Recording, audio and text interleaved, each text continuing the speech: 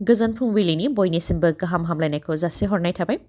गाहाय गाहाय रादाबफोरखौ फरायनो आखायाव लादों आं सिबिरानि ब्रह्मआ। गाहाय गाहाय रादाबफोरा जाहैबाय फिफा वर्ल्ड कापआव इकुवेडरा 2 गल, हाग्रामा आरो बिटिसि सोरखार, राजखान्थिनि दावहा, गंसे फार्मनिफ्रायनो मा 178 अमा बुथारदों, दायनिगिरिखौ हमनो थांनायाव असिनाव गुलि। दानिया फैदो आबुं रादाबाव। बाक्सानि उजिरबारियाव गिथावना जाथाय, दायनिगिरिखौ हमनो थांनायावनो असिनाव गुलि नांदों। रिपर्टनि बायदिब्ला मुसलपुर थानानि असि इन्सपेक्टर आनन्द राभानि दैदेननायाव पुलिस हान्जाया उन्दै बैसोआवनो जुलि जानायनि केसआव रबिन कलिताखौ हमनो थांदोंमोन। नाथाय रबिन कलिताया खारखुमानानै थानायलाय सोंनाय फिननाय लानो थाखाय रबिन कलितानि बिमा आरो बिमादैखौ नारानाथार लानानै फैदोंमोन पुलिस हान्जाया। बे नारानाथार जाफुबाय थानाय समावनो मुसलपुर पुलिस थानानि असि इन्सपेक्टर आनन्द राभानि आथिङाव गुलिया नांदों। नाथाय असि इन्सपेक्टर आनन्द राभानि सायाव रावबो गुलिखौ गावाखै। गावनि सार्भिस पिस्टलानो गोरोन्थियै नारानाथार जानायाव गावजाफ्रांदों आरो गावनि आथिङावनो गुलिया नांदों। फोरमायथिनाय बायदिब्ला मुसलपुरनि असि इन्सपेक्टर आनन्द राभानि आथिङाव गुलि नांनाय जाथाय जानाय लोगो लोगोनो रबि बर' सिभिल हस्पिटालाव लांनाय जादोंमोन। उनाव GMCH देहा फाहामसालियाव दैथायहरनाय जादों।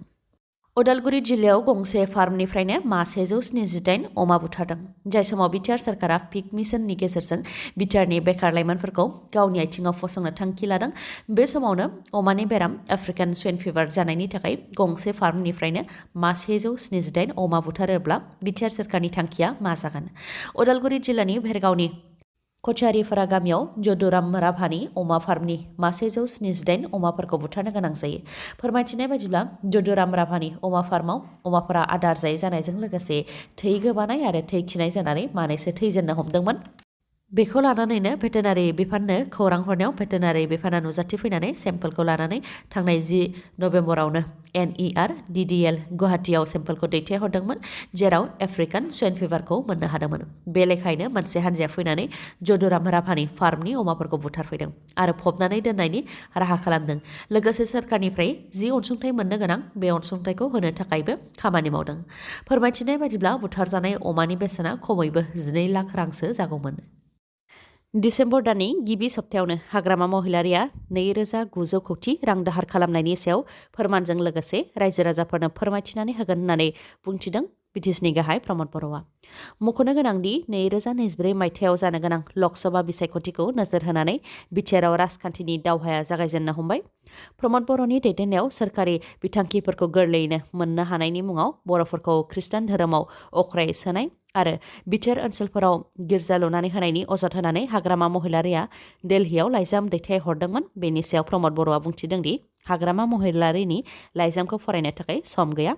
थांनाय 17 बोसोराव हाग्रामा महिलारि दैदेननाय सोरखारा जि जेंनाफोर खालामलांदों बेफोर जेंनाफोरखौ फोसाबनायनि खामानिफोरखौ सोरखारा मावगासिनो दं होननानै फोरमायथिदों प्रमद बर'आ। लोगोसे बिथाङा बुंथिबावदों दि हाग्रामा महिलारिया गावखौ गोबां बेस्थ' दिन्थियो, जायनि थाखाय 2 बोसोराव बिथाङा एसेम्ब्लियावनो खेबसेबो नुजाथिफैनो हायाखै। हाग्रामा महिलारिया गावनि थाखाय एसेबां बेस्थ' दिन्थियालासे थांनाय 17 बोसोराव रायजो राजाफोरनो सम होनायमोनब्ला बिटिसिआ दा गोबां जौगागौमोन होननानैबो बुंथियो प्रमद बर'आ। हाग्रामा महिलारिया बिटिसि सोरखारनि हेंथायै लाइजाम हरनायखौ लानानै UPPL दोलोनिफ्रायबो खौरांगिरि मेल खुंदों। UPPL दोलोनिफ्राय EM राकेश ब्रह्मजों लोगोसे EM रन्जित बसुमतारीनि खौरांगिरि मेल।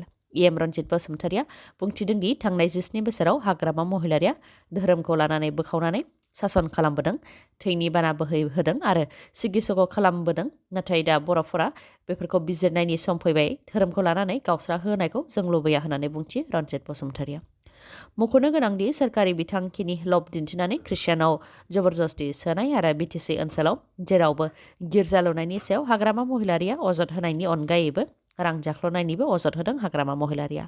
हाग्रामा महिलारिया अजद होनाय बायदिब्ला फाइनान्सियेल इयार 2021-22नि SOPDनि 600 कौटि रांनि मादाव आसाम सोरखारा 300 कौटि रांखौल' बिटिसिआव दैथायहरदों आरो 300 कौटिनि मादावबो 272 कौटिखौनो मेटेरियेल साप्लाइयाव बाहायनायनि अजद होदों हाग्रामा महिलारिया। नाथाय रां जाख्ल'नायनि अजद होनायनि सायाव लेखा पत्र लानानै फोरमानजों लोगोसे हाग्रामा महिलारिया एसेम्ब्लियाव जिरायफैनानै हिसाब होफैनांगौ होननानै बुंथियो प्रमद बर'आ। दिल्लीयाव श्रद्धा विकास वालकारखौ बुथारनानै मोन 35 थुख्रा खालामखांनायनि उनाव फिन दा बुथारनानै मोन 6 थुख्रा खालामनाय जाथाय जादों। बुथारजानाय सुबुङा बारग' नेभि अफिसार उज्जवल चक्रवर्ती। बिथाङा सोनाब बंग'नि साउथ 24 फारगानास डिस्ट्रिक्टनि बारुइपुर ओनसोलनि थागिबि। पुलिसा फोरमायथिनाय बायदिब्ला बिमा आरो फिसाज्ला सानैयानो उज्जवल चक्रवर्तीनि गोथै देहाखौ मोनद' थुख्रा खालामनानै गुबुन गुबुन जायगायाव गारहैदों। फोरमायथिनाय बायदिब्ला उज्जवल चक्रवर्तीया जौ लोंनानै न'आव दावराव दावसि खालामफैबाय थायोमोन। जाथाय जानाय सानखालिबो फिसाज्लाया आनजादाव जिरायहैनो थाखाय बिफानिफ्राय रां बिदोंमोन, नाथाय बिफाया रां हराखैमोन आरो बिफा फिसाज्लानि गेजेराव दावराव दावसि जादोंमोन। बेयावनो बिफाया फिसाज्लाखौ सोबादोंमोन, उनाव फिसाज्लायाबो बिफाखौ नाख्रांदोंमोन। बेयावनो खर'आव नांनानै बिफाया जिउ गोमादों। बे जाथायखौ लाखुमानो थाखायनो बिमा आरो फिसाज्ला लोगो नांनानै उज्जवल चक्रवर्तीनि गोथै देहाखौ मोनद' थुख्रा खालामदोंमोन आरो गुबुन गुबुन जायगायाव गारहैदोंमोन। बेनि उनाव बिमा आरो फिसाज्ला सानैयानो उज्जवल चक्रवर्तीखौ गोमादों होननानै पुलिस थानायाव अजद होफैदोंमोन। अजद होनाय लेखायै पुलिसफोराबो उज्जवल चक्रवर्तीनि बिसि आरो फिसाज्लानाव सोंनाय फिननायखौ लादोंमोन। बेयावनो बिथांनिनो बिसि आरो फिसाज्लानि सायाव सन्देह फैदोंमोन। बेनि उनाव बिसोर सानैनाव फिन गोख्रोंसिनै सोंनाय फिननाय लानायाव गासै जाथायनि सोमोन्दै फिसाज्लायानो पुलिसनो फोरमायथिनानै होदों। 19थि उपेन्द्रनाथ ब्रह्म सुबुंथिनि फायखि बान्था 2022खौ फालागुंमि सैनाथनो गथायबाय। 1999 मायथाइयाव क'क्राझार जिल्लानि सिङाव थानाय दतमायाव जोनोम मोननाय उपेन्द्रनाथ ब्रह्म ट्रास्ट आरो दुलाराय बर' फरायसा आफादनि बानजायनायाव 19थि उपेन्द्रनाथ ब्रह्म सुबुंथिनि फायखि बान्था 2022खौ गागि खौरांगिरि, लिरगिरि आरो हिउमेन राइट्स एक्टिभिस्ट फाल्गुमि सैनाथ बिथांनो ट्रास्टनि मासिगिरि डक्टर सुबुं बसुमतारिया गथायनानै होबाय। बे हाबाफारियाव बिटिसिनि गाहाय प्रमद बर', लेङाइ गाहाय गबिन्द चन्द्र बसुमतारि, आसामनि मन्त्रि उरखावगोरा ब्रह्म बिथांमोनजों लोगोसे बिटिसिनि बुंथिगिरि खाथिराम बर', एबसुनि आफादगिरि मुस्रि दिपेन बर', बर' थुनलाइ आफादनि आफादगिरि मुस्रि तरेन बर' आरो माखासे बिबानाव थानाय बिथांमोनहा बाहागो लादोंमोन। फिफा वर्ल्ड कप 2022आ मैयानिफ्राय काटाराव जागायजेनबाय। मैयानि सानाव जागायजेननायाव काटार आरो इकुवेडरनि गेजेराव फुटबल गेलेनाया जादोंमोन, जेराव काटारा 0 आरो इकुवेडरा 2 गल सोनो हादों। दिनै इंलेन्ड आरो इराननि गेजेराव मोनाबिलि 6:30 रिंगायाव फुटबल गेलेनाया जागोन आरो दिनैनो सेनेगाल आरो नेदारलेन्डनि गेजेराव मोनानि 9:30 रिंगायाव गेलेनाया जागोन। गाबोननि सानाव हरनि 12:30 रिंगायाव इउएस आरो वेल्सनि गेजेराव गेलेनाया जागोन। बेलासिनि 3:30 रिंगायाव आर्जेन्टिना आरो साउथ आरबियानि गेजेराव गेलेनाया जागोन। बेनि अनगायैबो गाबोन माखासे हान्जाफोरनि गेजेरावबो गेलेनाया जागोन। काटारनि मोन 8 स्टेडियामाव गासैबो गेलेनायानो जागोन आरो फिफा वर्ल्ड कप 2022आव गासैमोन 32 फुटबल हान्जाया गेलेगोन। गेलेनाया मैयानिफ्रायनो जागायजेनबाय आरो 18 डिसेम्बराव जोबहैगोन। अदेबानि फाइनाल गेलेनाया 18 डिसेम्बराव जागोन।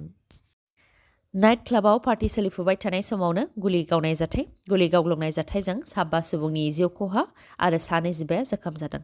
बे जाथाया इउएसनि कलराड'आव जादों। मिथिनो मोननाय बायदिब्ला कलराड'आव थानाय मोनसे गे नाइट क्लाब मुङा क्लाब किउ, बेयाव पार्टी सोलिफुबाय थानाय समावनो सिनाय मोनै सुबुङा हाथियार लानानै गुलि गावग्लुंफैदों। जाय जाथायाव 7 सुबुंनि जिउ खहा जादों आरो 25 सुबुङा जोखोम जादों। मोसानायनि पार्टी सोलिफुबाय थानाय समावनो गुलि गावलंनायलाय गुलि गावनायनि सोदोबखौ सिगाङाव खोनानो मोनाखैमोन, नाथाय गुलि नांजानाय सुबुंफोरा हायाव गोग्लैनायावसो जाथायखौ मिथिनो मोन्दों। उनाव जिउ रैखाथिनि थाखाय सुबुंफोरा सेरखाय बेरखाय जादों।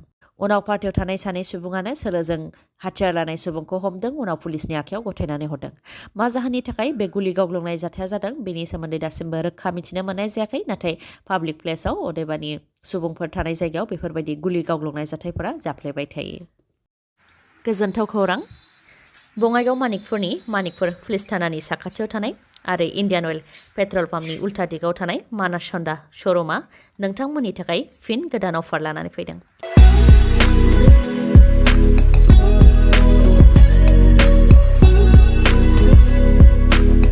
जाय बिथांमोनहा गाव गावनि सिमांनि मटर साइकेलखौ दासिमबो बायाखै, नोंथांमोनहा मानास हन्डा श'रुमाव थांनानै मटर साइकेलखौ बायहैनो हागोन आरो मानास हन्डा श'रुमनिफ्राय मटर साइकेल बायोब्ला नोंथाङा माखासे अफारबो मोननो हागोन। अफारफोरा जाहैबाय, सेथियाव दङ जायखिजाया मडेलनि मटर साइकेल बायोब्ला नोंथाङा गंसे मटर साइकेलाव 2500 खम राङावनो मोननो हागोन।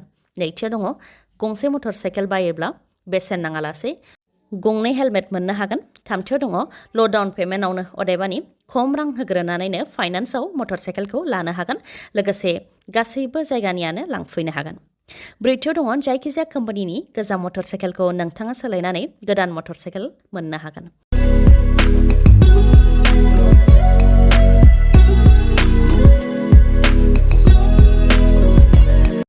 बेफोरनि अनगायैबो नोंथांनाव जुदि एकाउन्ट गैयाब्ला एकाउन्ट खुलिनानै होनायनिबो खाबु दं मानास हन्डा श'रुमाव। अब्ला नोंथाङा मानोथो गावनि सिमांनि मटर साइकेल बायनायखौ मोगथां महर होआलासे थाबावनो। माबाफोर मिथिबावनो गोनां दंबावोबा थाबैनो 7002601255 नङाब्ला 9101272776 बे नाम्बाराव कल हरनानै खौरां लाहरनो हागोन आरो गावनि साननायखौ जाफुंहोनो हागोन। अफारा 16 नभेम्बरनिफ्राय जागायजेनगोन आरो 24 नभेम्बरसिमल' थागोन। दिनैनि भिडिअ'आ एसेनोसै। गाबोन आरो गोदान भिडिअ'जों लोगो मोनफिनबावगोन। नोंथाङा दासिमबो आंनि चेनेलखौ साबस्क्राइब खालामाखैबा अन्नानै साबस्क्राइब खालामदो, लोगोसे लाइक, कमेन्ट आरो शेयार खालामनो दाबाव। गोजोन्थों।